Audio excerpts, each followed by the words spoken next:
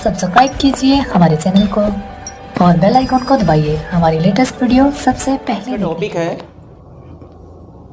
आज हम आपको विलयन से संबंधित एक और नए आंकिक प्रश्न पर बहुत सारे न्यूमेरिकल्स बताएंगे, जिसमें आज का टॉपिक है क्वथनांक में उन्नयन। क्वथनांक में उन्नयन से पहले हम सबको पता होना चाहिए कि इसे किससे प्रदर्शित करते हैं। तो क्वथनांक के उन्नयन को डेल्टा टीबी से प्रदर्शित करते हैं। यहाँ पर लिखा है टीबी माइनस टीबी नॉट। इसका मतलब यह हुआ कि शुद्ध विलय का क्वथनांक और विलयन के क्वथनांक के अंतर को क्वथनांक में उन्नयन कहते हैं।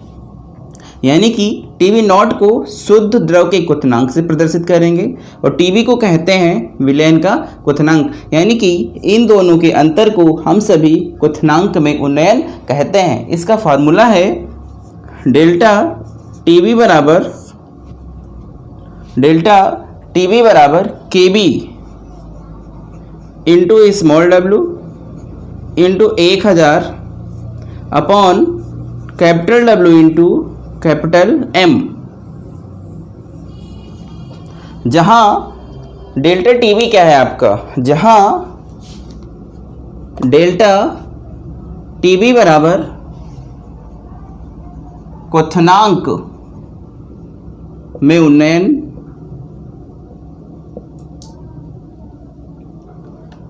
स्मॉल डब्ल्यू विलय का भार या विलय की पदार्थ में मात्रा, m विलय या विलायक का अणुभार, kb मोलल क्वथनांक उन्नयन स्थिरांक, कैपिटल W बराबर विलायक का भार। चलो क्वेश्चन है आपका, एक विलयन के क्वथनांक की गणना कीजिए जो 15 ग्राम NaCl को 250 ग्राम जल में घोलकर बनाया गया है। इसमें आपको जल के लिए मोलल उन्नयन स्थिरांक का मान हमको दे रखा है, वह है 0.512 दिया है हमको। इसमें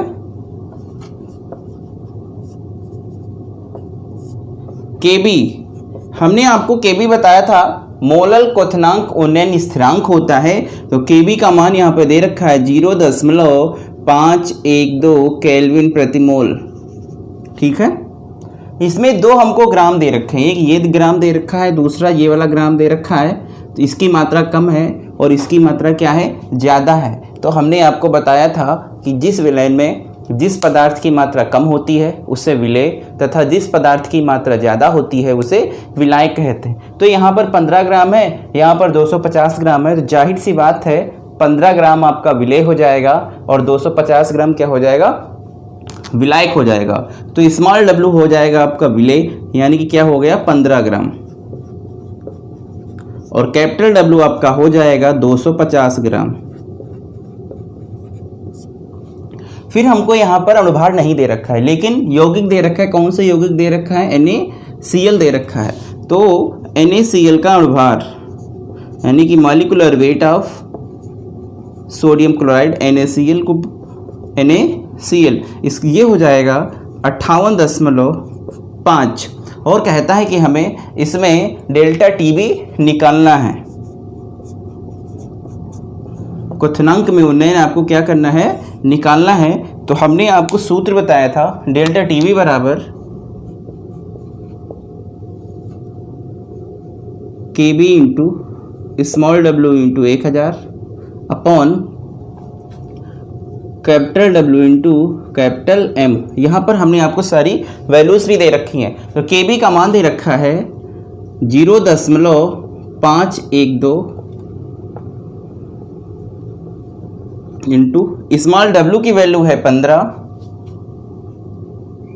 इंटू 1000 अपॉन कैपिटल डब्ल्यू की वैल्यू है 250 इंटू कैपिटल एम है हमारा 58.5 और जब हम इसको सॉल्व करेंगे तो आंसर आएगा आपका 0.525 डिग्री सेल्सियस। लेकिन हमसे कहता है एक विलयन के क्वथनांक की गणना कीजिए। तो विलयन का क्वथनांक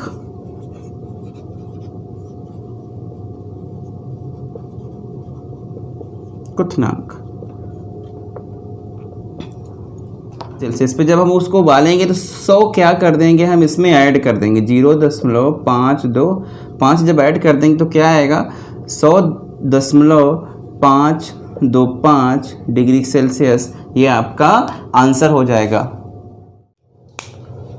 अगला क्वेश्चन है 6 ग्राम यूरिया को 200 ग्राम जल में घोलने पर उसके क्वथनांक में कितनी वृद्धि होती है। जल का मोलल उन्नयन स्थिरांक 0.52 किलोग्राम प्रति मोल है। यानी कि हमको जल का मोलल उन्नयन स्थिरांक दे रखा है, यानी कि हमको केबी दे रखा है।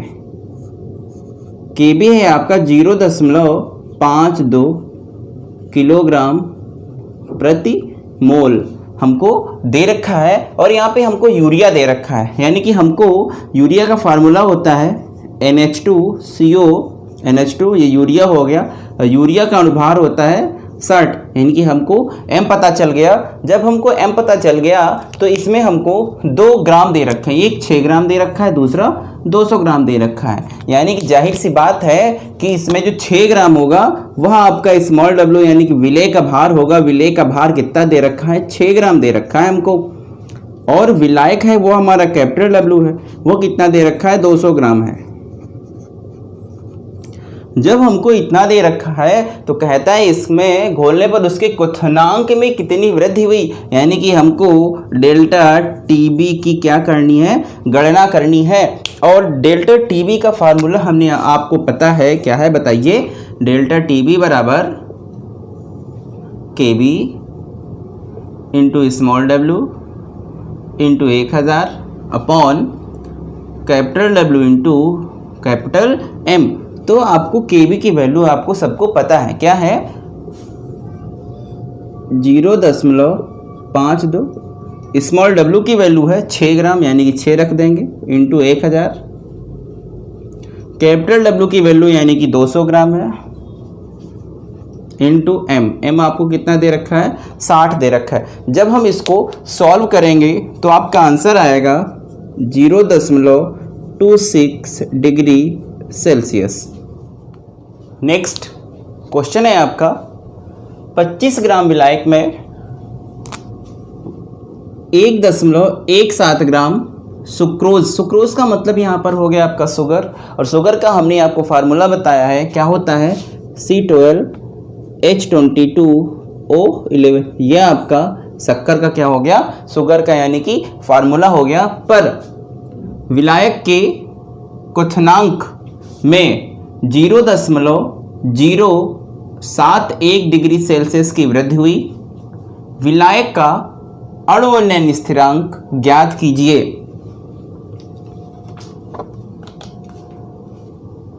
हमने यहां पर अणु उन्नयन स्थिरांक लिखा है, ध्यान से देखिएगा इस क्वेश्चंस में।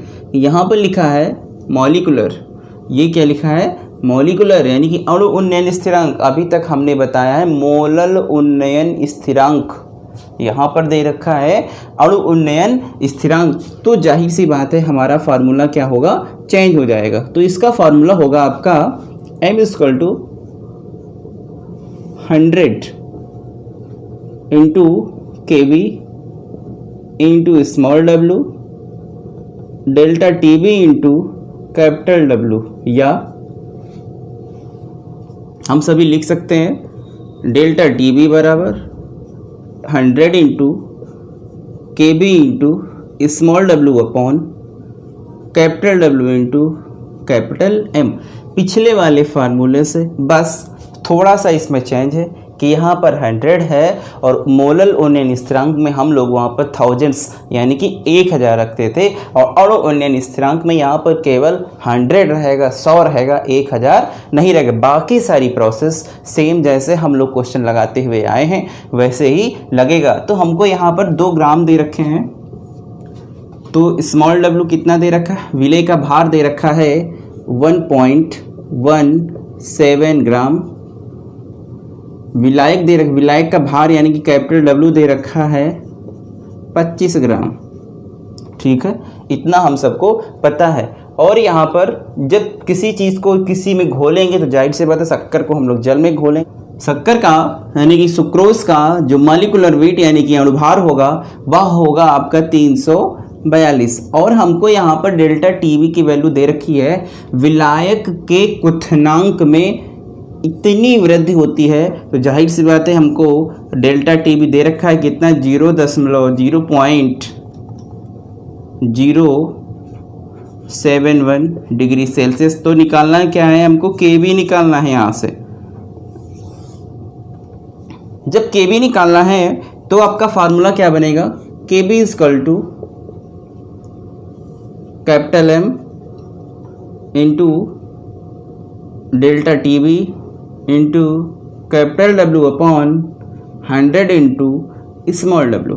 और यहाँ पर हम लोग सारी की सारी वैल्यू पुट कर देंगे। M की वैल्यू यानी कि सुक्रोज का अणुभार दे रखा है 342। डेल्टा टीवी की वैल्यू हमको दे रखी है 0.071 यानी कि 0.071। कैपिटल W की वैल्यू दे रखी है 25 यानी कि 25 अपॉन 100 इंटू स्मॉल w की वैल्यू दे रखी है 1.17। जब हम इसको सॉल्व करेंगे तो आंसर आएगा 5.18 डिग्री सेल्सियस।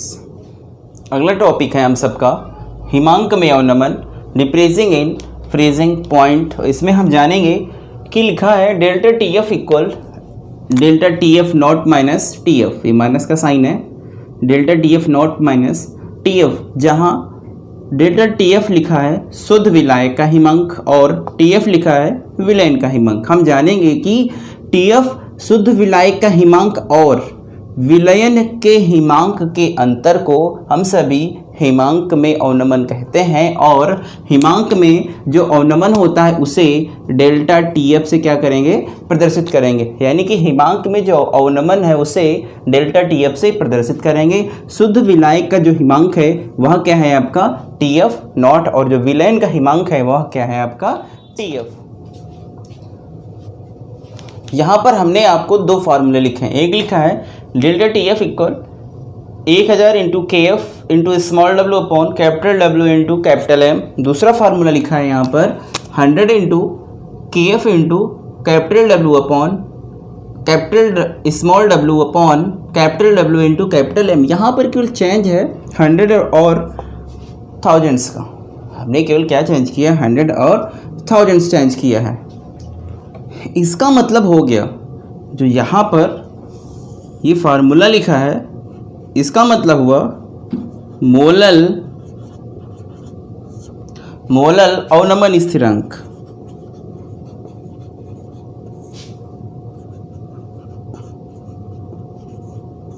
मोलल अवनमन स्थिरांक जो यहाँ पर हमने फार्मूला लिखा है इसका मतलब हो जाएगा विलायक का अणु अवनमन स्थिरांक।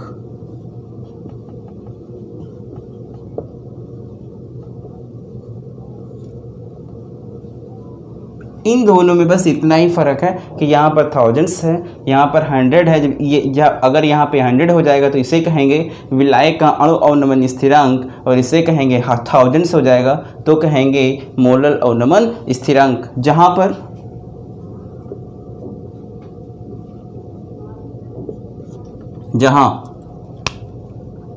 स्मॉल w जो होगा दोनों में सेम होगा, विलेय का भार हो जाएगा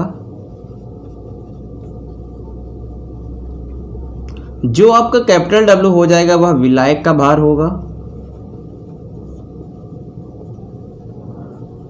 जो कैपिटल एम होगा वह अणुभार होगा, विलेय या विलायक का अणुभार होगा, और जो डेल्टा टी एफ होगा वह हो जाएगा हिमांक में अवनमन।